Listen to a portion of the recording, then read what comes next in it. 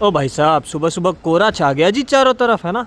Very good morning दोस्तों, क्या हाल है आप सभी का। स्वागत करता हूँ एक नए ट्रैवल एपिसोड में इस हिमाचल सीरीज के। इस वक्त हम आ चुके हैं मंडी, जो कि मेरे हिसाब से सेंट्रल ऑफ हिमाचल प्रदेश है। मतलब मंडी ऐसी जगह है जहाँ से आप इधर वेस्ट कुल्लू मनाली की तरफ निकल सकते हो या फिर इधर वेस्ट धर्मशाला बीर बिलिंग की तरफ निकल सकते हो। पिछला एपिसोड आपने देखा ही था, जो कि फर्स्ट एपिसोड था हिमाचल सीरीज का। उसमें हमने अच्छा खासा शिमला एक्सप्लोर किया, कुफरी एक्सप्लोर किया और अर्ली मॉर्निंग निकल पड़े कुल्लू मनाली की तरफ। जी हाँ, तो आज के एपिसोड में वाया कुल्लू होते हुए रात को हम मनाली पहुंचेंगे, लेकिन बीच में हम कुछ और डेस्टिनेशन भी कवर करेंगे, जैसे कि मणिकरण हो गया, कसोल हो गया जी। तो आज के वीडियो में आपको कुल्लू, कसोल, मणिकरण यहाँ का टूर मिलने वाला है। तो हेलो, नमस्ते, आदाब, सत श्री अकाल, केम चो, जय जिनेंद्र एंड वणक्कम। मुझसे देखा हवा निकल रही है बात करते करते। क्या नहीं निकल रही है? अच्छा हो करो, क्या हवा निकल रही है? देखा कुछ नहीं निकल रही है। हाँ, नहीं निकल रही है, नहीं निकल रही है। चलो बैठो बैठो। Good morning Happy ji. Very good morning.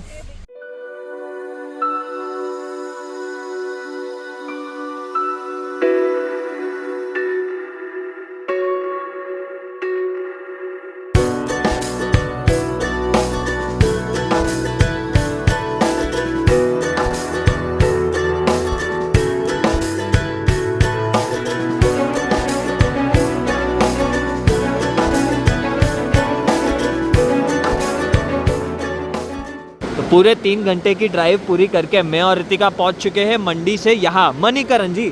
अब ये मणिकरण कसोल से आगे पड़ता है और 3 घंटा इसलिए लगा क्योंकि रास्ता ख़राब है, अच्छा रास्ता नहीं है। जैसे ही कुल्लू से टर्न मारते हो ना, उसके बाद कसोल, मणिकरण, तोश, ये सब जगह आती है और रास्ता इतना अच्छा नहीं है, लेकिन मणिकरण आना बनता है। आई मीन यहाँ आके दिल खुश हो जाता है। क्यों? क्योंकि पार्वती नदी तो है ही है, hot spring, natural hot spring, जो कि ठंडी जगहों में भी गरम गरम पानी, कुदरत का करिश्मा, वो भी है। लेकिन सबसे खास बात है श्री साहिब गुरुद्वारा। जी हाँ, अब देख लो कितना प्यारा सा गुरुद्वारा है, जो कि बहुत ही शानदार है। अंदर हमने दर्शन पाए गुरु नानक जी के, और साथ ही साथ लंगर फैसिलिटी चल रही थी, जो कि हर गुरुद्वारा की खास बात होती है। मतलब चाहे फिर इंडिया में हो कि विदेशों में हो, कोई भी गुरुद्वारे में आपको लंगर फैसिलिटी मिल जाती है, प्रसाद चखने मिल जाता है। ये तो खास बात होती है गुरुद्वारे की, है ना।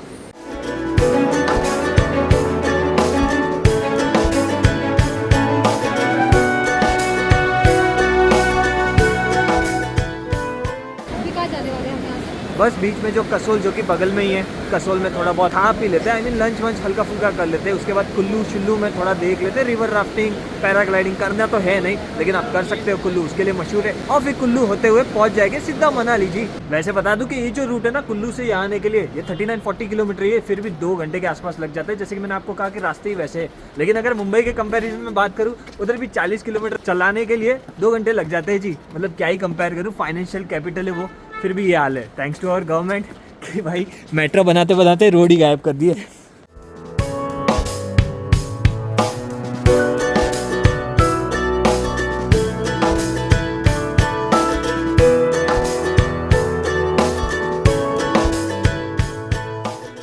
गार्डन है ना, वो कसोल का मेन गार्डन है। यहाँ का एंट्री फी है ना पर पर्सन 30 रुपीज़ है, and for child it is 20 rupees. मतलब हम दोनों का मैंने भरा है 60 रुपया। मैं क्या बोल रही थी, हाँ, अगर किसी को क्या बोल रही मनाली थी? आना हो हाँ, मुंबई या दिल्ली से, ओके, क्या चंडीगढ़ ही उतरना पड़ता है या कुछ और? जैसे अपन चंडीगढ़ उतरे, हाँ। कोई लोग दिल्ली से आते हैं, कोई अमृतसर से आते हैं। मतलब एयरपोर्ट की बात कर रही हो ना, तो यहाँ पे भी एयरपोर्ट है। कुल्लू से नज़दीकी एयरपोर्ट है भंटूर करके, जो रास्ते में आया था अपने जी।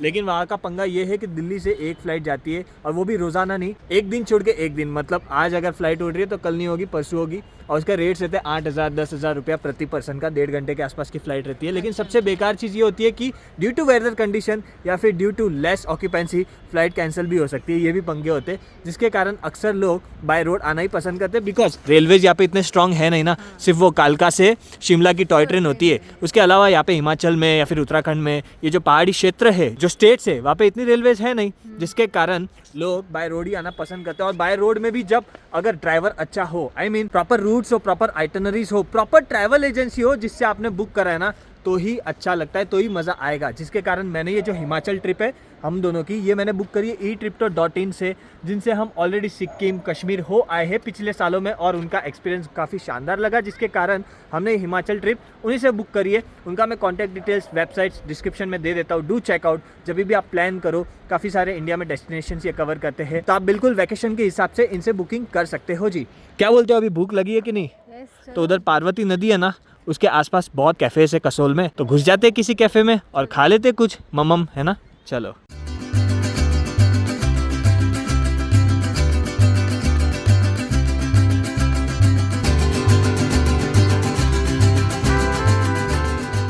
भाई इसमें ब्रोकली किधर है? मैंने ब्रोकली का तो बोला था पास्ता में, हैं भूल गया, नहीं डाला ना। तो मेरे को तो नज़ारे ज़्यादा बेटर लग रहे हैं। Pizza okay okay. रेट की अगर बात करूँ 400 रुपया और ये 200 रुपया, मतलब मान के चलो 1000 रुपये का बिल बन रहा है, 1 2 और 3। तो भाई साहब वो 400 का पिज़्ज़ा नहीं था, 625 का पिज़्ज़ा था। और फिर बिल में सर्विस चार्ज लगा देते 10%। तो अगर आपको देना है, अगर आपको अच्छी लगी उनकी सर्विस, तो आप दे सकते हो पूरा बिल। अदरवाइज आप बोल सकते हो कि सर्विस चार्ज हटा दो, तो जाहिर सी बात है ओवरऑल बिल में आपका 10% कम हो जाएगा। मैंने तो हटाया है, मैं मेरी बात कर रहा हूँ। हमारे ड्राइवर साहब भी बता रहे थे कि Kasol is not so good place, लेकिन ठीक है आप मणिकरण वगैरह जा रहे हो तो फिर बीच में रुक सकते हो कैफे शेफे, एंड वो भी सच कहूँ तो इतना रिकमेंडेड नहीं है। अभी यहाँ से हम जाएंगे सीधा कुल्लू।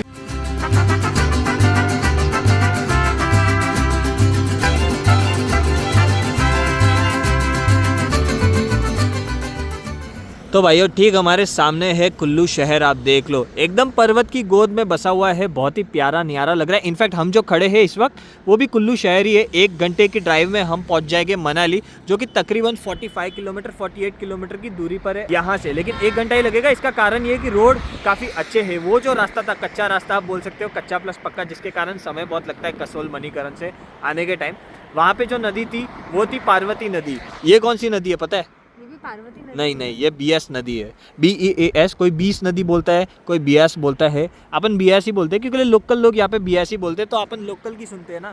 बीएस नदी है, ये दोनों का मिलन होता है। कौन सी? वो जो पार्वती नदी जो मणिकरण कसोल से बह रही थी, और ये जो बीएस नदी है, ये दोनों आगे की तरफ मिलन होती है। वैसे पार्वती नदी से कंपेयर करूँ तो यहाँ पे पानी कम है, बीएस नदी में पानी कम है, पार्वती में फिर भी बहाव थोड़ा अच्छा खासा था। 1 घंटे में हम पहुँच जाएंगे मनाली, अपने होटल में चेक इन वगैरह करेंगे।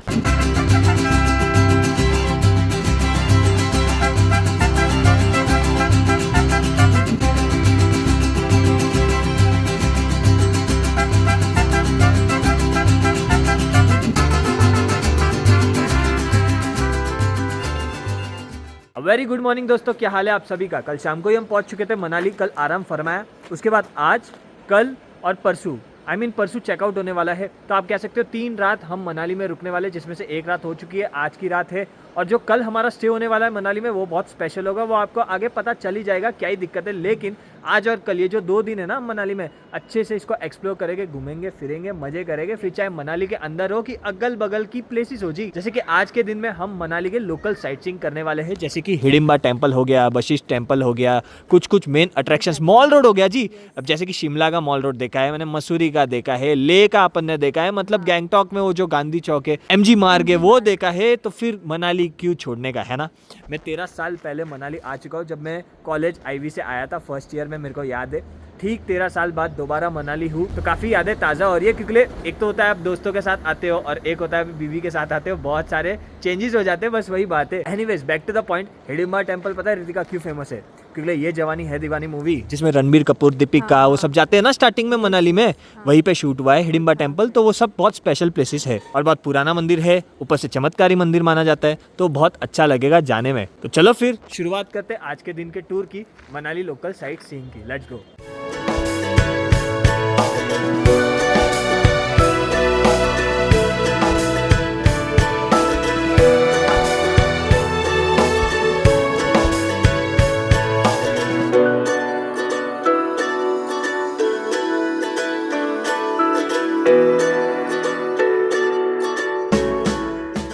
भाई साहब ये हम आ चुके हैं मनाली के ऊपरी की तरफ, हल्के से ऊपरी की तरफ है तो मनाली में ही वशिष्ठ टेम्पल इसको बोला जाता है इलाके को। देख लो कितना गांव वाला फीलिंग आएगा। इनफैक्ट कुछ फॉरेनर्स भी दिख जाएंगे आपको, कुछ माल मसाला बना रहे। एनीवेज वशिष्ठ टेम्पल ये रहा, आप ठीक मेरे सामने देख सकते हो। कुछ सेक्शंस महिलाओं के लिए है और कुछ सेक्शंस में मेल्स है, मतलब अलग अलग सेक्शंस है। इनफैक्ट अंदर स्नान गृह भी है, एक ये रहा मंदिर, दूसरा ये रहा मंदिर। अंदर जाने के लिए कोई एंट्री फी वगैरह कुछ नहीं, आप आ सकते हो। लेकिन बाहर आपको बहुत सारे लोग, यहाँ के लोकल लोग रैबिट लिए खड़े मिलेंगे, ताकि कि आप उनके साथ सेल्फी खिंचा सकते हो, ऑफ कोर्स कुछ चार्जेस देकर।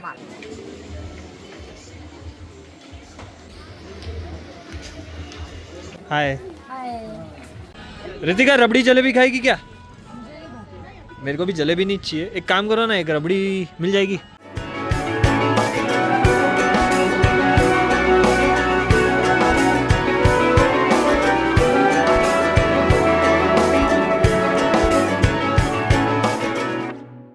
ठीक 13 साल पुरानी यादें ताज़ा हो रही है, क्योंकि ठीक 13 साल बाद नवंबर का ही महीना है और मैं आ चुका हूँ हिडिंबा देवी मंदिर, जो कि मनाली का one of the main attraction है। मतलब जो भी मनाली आता है यहाँ इस मंदिर में ज़रूर आता है। ये जो प्रोमिनाड है ना, बता दूँ 13 साल पहले वैसे ही था, भीड़ हालांकि उतनी थी नहीं, लेकिन जो नीचे की तरफ है ना, जैसे हम आ रहे थे ऊपर, बहुत चेंजेस हो चुके हैं। 13 साल पहले कोई होटल स्टे वगैरह, कोई रेस्टोरेंट्स वगैरह नहीं थे, सिर्फ याक और वो जो रैबिट के साथ लोग थे ना, लोकल लोग जो सेल्फी खिंचा के पैसा लेते, बस वही थे। अभी तो हाँ, जैसे जैसे टाइम जा रहा है जो कॉमर्शलाइज हो रहा है, फिर चाहे मंदिर हो कि कोई भी हो, कुछ चीज़ों में कॉमर्शलाइज होने की ज़रूरत नहीं है, वो भी चीज़ें कॉमर्शलाइज हो रही है। यहाँ पे इतने सारे नए नए होटल्स बन चुके हैं कि क्या ही बोलूँ। पहले तो 2 किलोमीटर नीचे की तरफ थे जहाँ पे मेरा स्टे वगैरह था। एनीवेज, मेरे को 13 साल बाद की याद इसलिए आई है क्योंकि यहाँ पे काफ़ी कॉलेज स्टूडेंट्स वगैरह है ना, ग्रुप से, तो उनको देखकर जाहिर सी बात है आपको अपने दोस्तों के साथ जब आप आते हो तो वो यादें ताज़ा हो ही जाती है।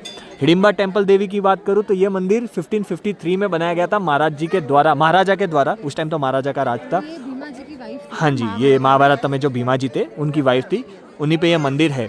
बता दूँ ये हिंदू मंदिर है, लेकिन पहले तो ऐसा होता था कि कुछ मतलब सालों में 2-3 दिन ऐसे होते थे जब यहाँ पे बलियाँ चढ़ाई जाती थी। जी हाँ, लोग आते थे और एनिमल्स की बलि चढ़ाते थे, फिर इनको रोक दिया गया था। इनफैक्ट देख लो, आप जूम करके मैं आपको दिखाता हूँ, आपको आइडिया आ ही जाएगा, है ना। लेकिन अभी माना जाता है कि कुछ लोग चुपके से आते हैं उस पर्टिकुलर डेज में और बलि चढ़ाते हैं।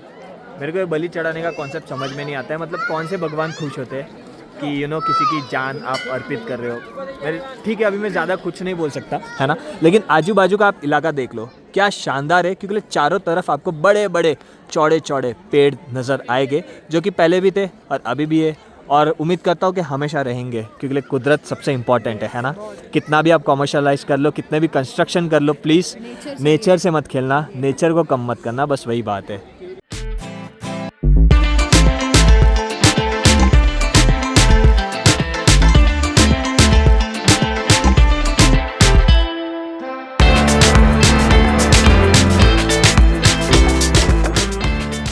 हाँ जी दोस्तों, ये हम पहुंच चुके हैं मनाली के मॉल रोड में। अगर साइज़ की बात करूँ तो सच्ची में वाकई में काफ़ी छोटा है, मतलब इतने सारे अपन मॉल रोड गए हैं। जो भी हिल स्टेशन, जो भी ऐसे टूरिस्ट डेस्टिनेशन है जिसके मॉल रोड्स होते हैं, मार्केट्स रोड्स होते हैं, सबसे छोटा, मतलब आप कह रहे हो कि गाड़ी का पार्किंग उधर ही है, बस स्टैंड भी उधर ही है, नज़दीक सटा हुआ है मॉल रोड के। और ये आ गया जी एंड, जहाँ पे अटल बिहारी वाजपेयी जी की प्रतिमा है, पीछे इंडिया का फ्लैग है, कम चीज़ें हैं, रेस्टोरेंट्स वगैरह भरपूर है, वेजिटेरियन रेस्टोरेंट्स भी बहुत है। इनफैक्ट नथूस वेजिटेरियन रेस्टोरेंट है, जो कि मेरे को पता है लेह में अपन ने नथूस में खाना खाया था, बहुत बढ़िया था। और यहाँ पे भी मैं देख सकता हूँ कि नागपाल है, लापिनोस पिज़्ज़ा है, इनफैक्ट धाम मिल जाता है। अब धाम है क्या, तो हिमाचल की स्पेशल डिश है। मैं सोच रहा हूँ कि इतने दिन हो गए हैं हिमाचल में अपने को सिद्धू वगैरह मिलता है, धाम रहता है, तो क्यों ना आज धाम या फिर सिद्धू जो मर्जी बोल दो, एक बार तो हिमाचल की स्पेशल डिश जो ऑथेंटिक डिश है वो खाना तो बनता है।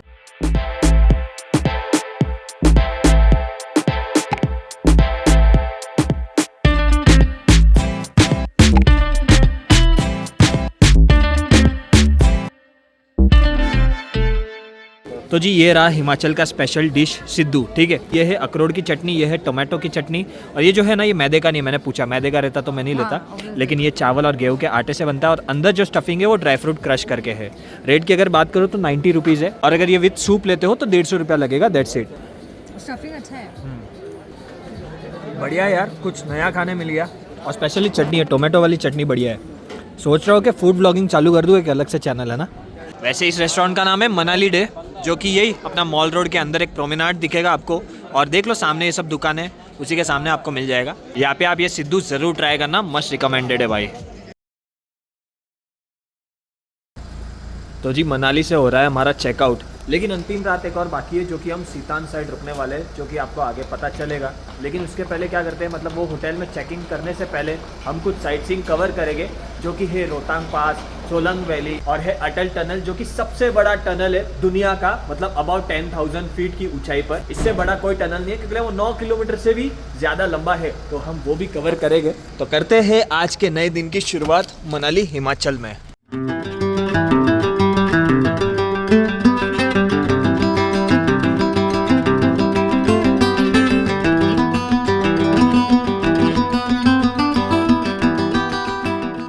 हाँ जी, तो ये हम पहुंच चुके हैं कोक्सर, एक विलेज आप बोल सकते हो जो कि मनाली से ऊपरी की तरफ है, रोहतांग पास जाने के बीच में आता है। मतलब कैसा रहता है कि मनाली से आगे जाते हो तो सोलंग वैली आता है, सोलंग वैली से फिर आता है अटल टनल, जिसको पार करके आप पहुंच जाते हो कोक्सर, और कोक्सर से आगे की तरफ आता है रोहतांग पास, जहाँ हम जा रहे हैं।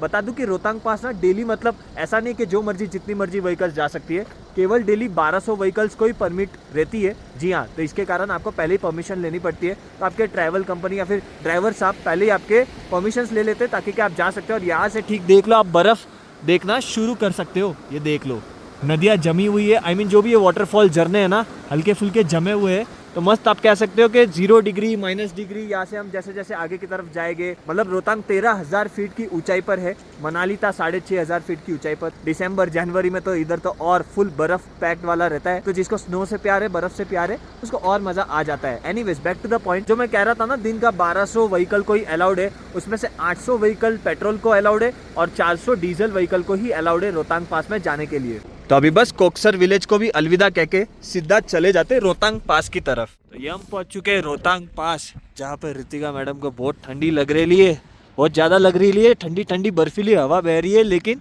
बर्फ़ का नामो निशान नहीं है, क्योंकि नवंबर 3rd वीक हो चुका है, लेकिन बर्फ़बारी यहाँ पे इतनी हुई नहीं है, इनफैक्ट हुई नहीं है जी। और मैं बता दूं कि उस तरफ बर्फ़ आपको दिखेगा। मेरे को याद है 13 साल पहले जब मैं आया था नवंबर के महीने में, तब यहाँ पे बर्फ़ें थी, तब हम इधर ही खेले थे, कूदे थे, नाचे थे, गाए थे। वैसे हैप्पी जी जो हमारे ड्राइवर साहब है ना, वो कह रहे हैं कि आजकल में कभी भी बर्फ़बारी स्टार्ट हो सकती है, बिकॉज जो बर्फीली हवाएं बह रही है और थोड़ा सा वेदर फोरकास्ट भी यही कह रहा है, रोहतांग पास में आजकल में बर्फ़ स्टार्ट हो जाएगी। वैसे बता दूं कि आप ट्रिप बुक करते हो ना कोई भी ट्रैवल कंपनी से, फिर चाहे eTripto.in हो या फिर अदरवाइज, मैं यही कह रहा हूँ कि सोलंग वैली तक ही, मनाली सोलंग वैली तक ही इंक्लूडेड रहता है। सोलंग वैली के आगे अटल टनल या फिर रोहतांग आना रहता है ना, तो ड्राइवर जी को आपको एक्स्ट्रा पैसा देना पड़ता है, मतलब उसके एक्स्ट्रा चार्जेस रहते हैं, और वो चार्जेस सीजन पे डिपेंड करते हैं। कभी 4,000 5,000, तो कभी मई जून जब बहुत सारी भीड़ होती है या फिर बहुत डिमांडिंग होती है, क्योंकि बहुत डिमांड है और सप्लाई कम है, क्योंकि जैसे मैंने आपको कहा कि 1200 गाड़ियों को ही अलाउड रहता है, डेली परमिट मिलती है ना। तो जब डिमांड ज़्यादा रहती है, सप्लाई कम रहती है, तब वो चार्जेस 2 गुना 3 गुना 2.5 गुना भी हो सकते हैं, depending on weather condition, depending on demand supply, ये एक्स्ट्रा चार्जेस होते हैं। You are at 13,058 feet high above sea level ji, मतलब वही मैंने आपको कहा था ना, 13,000 फीट की ऊंचाई पर है रोहतांग, जहाँ पे सांस लेने में थोड़ी सी दिक्कत हो सकती है, मतलब इतनी नहीं होती है, क्योंकि 13,000 फीट ठीक है। अगर आप लेह वगैरह जाते हो, मुझे याद है जून जुलाई में जब मैं और ऋतिका ले गए थे 17,000 फीट की ऊंचाई पर, खारदुंग पास वगैरह, वहाँ पे ऑक्सीजन लेवल बहुत ही कम होता है। लेकिन यहाँ पे टफ पड़ता है मेरे जैसों को, जो व्लॉगिंग करते हैं, जो ज़्यादा बोलते हैं।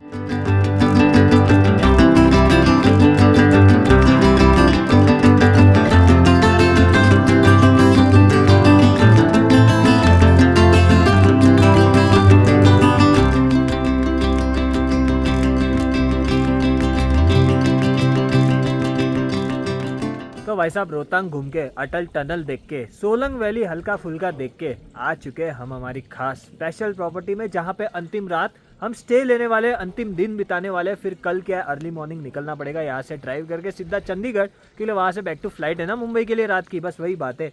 तो जो स्पेशल प्रॉपर्टी है ना, वो तो मैं आपको बताऊंगा, लेकिन सबसे पहले ये बताता हूँ, एक खास चीज़ बताता हूँ कि कैसा रहता है जब भी आप ट्रिप बुक करो ना। तो जो मैंने आपको कहा ना, सोलंग वैली से एक्स्ट्रा पैसा लगता है फॉर रोहतांग पास वगैरह, तो वो प्री बुक मत करना। इसका कारण ये है कि मान लो कि आपने बुकिंग कर दी, फिर हो सके कि यहाँ आके आपको नहीं जाना हो, या फिर परमिट ना निकला हो, या फिर सोलंग वैली में ही आपको बर्फ मिल गई, तो आप सोचे रोहतांग क्यों जाना, है ना, कुछ भी हो सकता है। जिसके कारण मैं ये आपको सजेस्ट करूँगा कि जब आप यहाँ पे आओ ना, मतलब ये ट्रिप बुक कर दिया नॉर्मल वाला, है ना, उसके बाद जब आप सोलंग वैली जाओ तो हाथों हाथ ड्राइवर को एक दिन पहले या फिर उसी दिन आप कह सकते हो कि भाई साहब मेरे को रोहतांग लेके चलो, क्या प्राइस है वो बता दो, एक्स्ट्रा मतलब कितना लगेगा, तो उस हिसाब से सीजन के हिसाब से वो आपको एक्स्ट्रा फेयर बता देंगे। तो ये मेरा सजेशन है कि प्री बुक मत करना, यहाँ आके ही रोहतांग का डिसाइड करना जाना है कि नहीं जाना है। अभी ये जो है ना, बहुत स्पेशल प्रॉपर्टी है जहाँ पे मैं स्टे ले रखा हूँ, और ये जो एरिया है ना बहुत स्पेशल है। इसका कारण ये, देखो रोहतांग पास के लिए भी परमिट लगता है 200 रुपया, ठीक है। और अगेन ये जो है मनाली से ऊपर है, ये पूरा मनाली आप देख सकते हो मेरे नीचे, वाह वाह वाह। इस एरिया का नाम है हमता पास, मतलब ये हमता पास के लिए भी अलग से 200 रुपये का परमिट बनता है, वो भी हाथों हाथ ऑनलाइन। जैसे आप एंटर करते हो ना मनाली से, मतलब एक रास्ता निकलता है पहाड़ की तरफ, हर पहाड़ का अलग अलग क्षेत्र रहता है, दैट्स इट, आप यही मोटा मोटी समझो। तो पर व्हीकल 200 रुपया रहता है, पर पर्सन नहीं, पर व्हीकल 200 रुपया रहता है। और फिर आप ऊपर की तरफ आते हो, जहाँ पे आपको अमेजिंग सी ऐसी प्रॉपर्टियाँ देखने मिल जाती है। आप देख लो, मतलब हमारा ये स्टे है, आपको मैं अंदर भी लेके जाऊँगा, लेकिन बाहर बाहर का हमारा सेटअप, जी हाँ ये पूरा मेरा प्राइवेट है। और मैंने ई ट्रिप्टो वालों को बोला था कि जो अंतिम का स्टे है ना वो बहुत स्पेशल देना, जहाँ से मैं सनसेट सनराइज देख सकूँ, मनाली को देख सकूँ और कुछ यादगार हो। और सच्ची कह रहा हूँ, जब स्टे ऐसा हो तो यादगार क्यों ना होगा। मतलब जस्ट इमेजिन, यहाँ पे आप हवा में मतलब बेड पे रेस्ट कर रहे हो, मजे कर रहे हो और साथ ही साथ कुदरत की गोदी में आप जकूसी का अनुभव भी ले रहे हो। जी हाँ, जकूसी तैयार हो रही है ताकि के सनसेट के दौरान मैं और रितिका, या फिर मैं रितिका ठंड के मारे मना भी कर सकती है, हु नोस, बट मैं तो घुसूंगा अंदर, जकूसी का पूरा आनंद लूंगा। फिर शाम में यहाँ पे बॉन फायर भी करूंगा। मतलब बहुत कुछ करने वाला हूँ, क्योंकि प्रॉपर्टी इतनी खास है तो वसूलूंगा ना भाई। कहने का मतलब है, ई ट्रिप्टो ने मेरा ये काम अच्छे से सुना। अगर आपका बजट है कि लग्जरी स्टे आपको करना है 1 रात 2 रात, जो मर्जी आपका बजट, तो आप ई ट्रिप्टो वालों को बोल सकते हो, वो आपको ऐसे ही कोई प्रॉपर्टी में सेट करवा देगा। 30,000 25,000 अलग अलग रूम्स के प्राइसेस रहते हैं। जैसे कि ये जो है ये इकलौता डोम है, किसी का 18,000 है और किसी का 24,000 है बेस प्राइस। मतलब डिपेंड करता है ना कमरे के हिसाब से, वही बात है। उसमें फिर आपको प्राइवेट ऐसा जकूजी, ऐसा प्राइवेट बेड बाहर, ये सब नहीं मिलेगा, है ना। तो ये तो मैंने आपको मोटा मोटी इस वीडियो में काफ़ी शानदार हिमाचल के मेन चीज़ें घुमा दिए, है ना, फिरा दिए, कुछ सजेशन भी दे दिए। अब फाइनली मैं आपको कमरा भी दिखा देता हूँ। ओए होए होए, अंदर बहुत गर्म है, अच्छा खासा है, एसी से प्लस माइनस भी कर सकते हैं।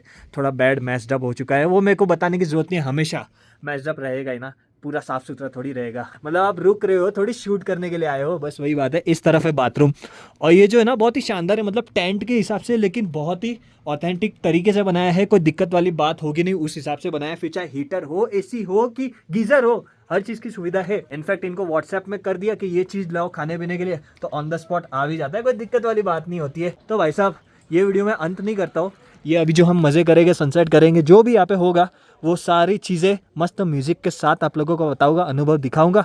उसके बाद वीडियो को अंत कर दूँगा जी।